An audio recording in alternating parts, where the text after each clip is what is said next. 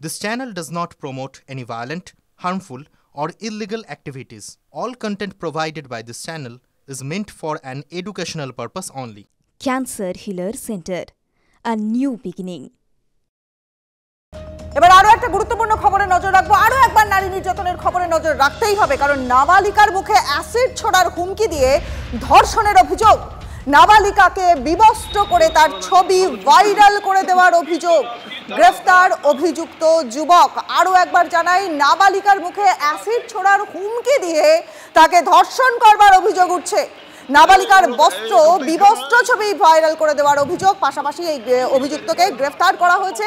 অভিযোগ উঠছে যে বারুইপুর এলাকার বাসিন্দা নবম শ্রেণীর ওই ছাত্রীকে দীর্ঘদিন ধরে উত্ত্যক্ত করত অভিযুক্ত সূর্য দাস। নাবালিকার বাবা মাকে প্রাণে মারার হুমকি, মেয়েটার মুখে অ্যাসিড ছোড়ার হুমকি দিত এই অভিযুক্ত। ভয় দেখিয়ে নাবালিকার সঙ্গে শারীরিক সম্পর্ক এবং সেই ভিডিও ছবি তুলে রাখে এই অভিযোগ। ছবি ভাইরাল করে দেওয়ার হুমকি দিয়ে নাবালিকাকে একাধিকবার ধর্ষণ করা হয়েছে বলে অভিযোগ। কথা বলবো আমাদের সহকর্মী অভিজ্ঞানের সঙ্গে। অভিজ্ঞান, নারী নিরাপত্তা, নারী সুরক্ষা কোথায় যে একজন নাবালিকার মুখে অ্যাসিড ছোড়ার হুমকি দিয়ে তাকে ধর্ষণ করা হলো?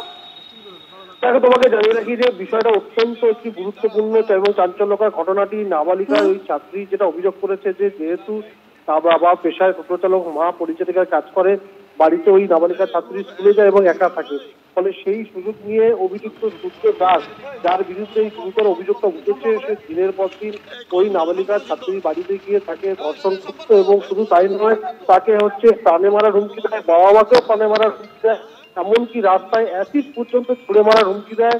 এবং তাই নয়, ওই নাবালিকার একাধিক নগ্ন ছবি সে মোবাইলে তুলে রাখতো, সেই ছবি দেখিয়ে ব্ল্যাকমেল করে রীতিমতো তার সঙ্গে শারীরিক সম্পর্ক স্থাপন করতো।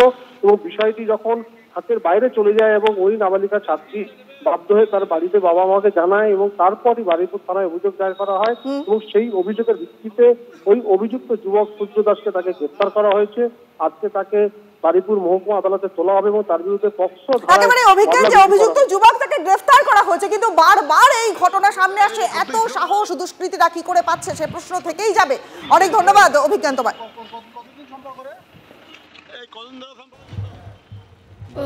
মা বাবা কাজে চলে যাওয়ার পরে ও ফাঁকা পেয়ে আমার সাথে নোংরামি করতো, ভয় দেখিয়ে থ্রেট দিত, না করলে মেরে ফেলে দেওয়ার হুমকি দিত, সহবাস করার চেষ্টা করতো।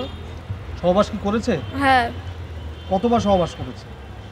পুজোর আগে 1 মাস ধরে এরকম ব্যবহার করে আমার সাথে। সেই সহবাস করার পর কি ও কি মোবাইলে ছবি তুলতো? হ্যাঁ।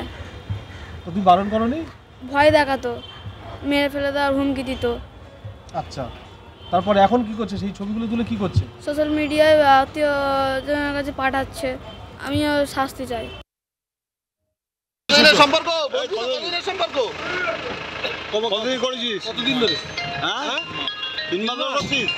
আর ছবি তুলে ছড়িয়ে দিয়েছিলিস? ছবি ছড়িয়ে দিয়েছিস? সোশ্যাল মিডিয়া ছড়িয়েছিস? জোর করে ভয় দেখিয়ে করেছিস? তাহলে